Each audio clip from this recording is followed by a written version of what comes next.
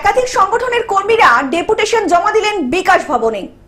বেতন বৃদ্ধির দাবিতে সমগ্র শিক্ষা অভিযানে রাজ্যের 500 শিক্ষক, শিক্ষিকা এবং শিক্ষাবন্ধু এবং এসএসকেএম সহ একাধিক সংগঠনের কর্মীরা বিকাশ ভবনের অদূরে পিএনবি মোড়ে জমায়েত হয়ে বেতন বৃদ্ধি নিয়ে একটি প্রতিবাদ মিছিল করে বিকাশ ভবনের দিকে সেই মিছিল সহকারে এগিয়ে যেতে থাকেন এবং পরে প্রতিনিধি দল গিয়ে ডেপুটেশন জমা দিল কলকাতার বিকাশ ভবনে।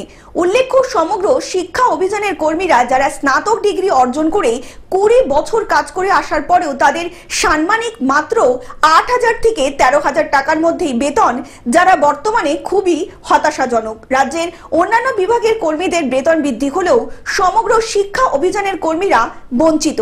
বিভিন্ন সংগঠনের পক্ষ থেকে বেতন বৃদ্ধির জন্য মুখ্যমন্ত্রী মমতা বন্দ্যোপাধ্যায়ের প্রতিও অনুরোধ জানানো হয়েছে। উলুবেড়িয়া থেকে মতিয়ার রহমানের রিপোর্ট, গ্লোব নিউজ।